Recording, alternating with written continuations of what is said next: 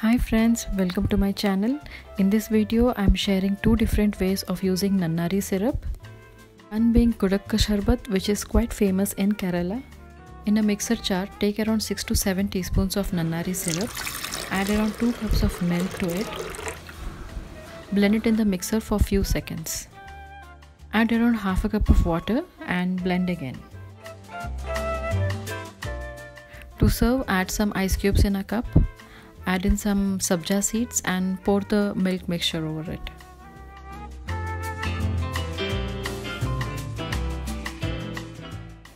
Garnish with some chopped cashew nuts and serve. You can buy this Nannari syrup from Amazon. I've mentioned the link in the description box. To make this juice using soda, take around 5 to 6 teaspoons of the syrup in a glass. Add in Sabja seeds. Add in around a teaspoon of lemon juice, mix well and add some ice cubes.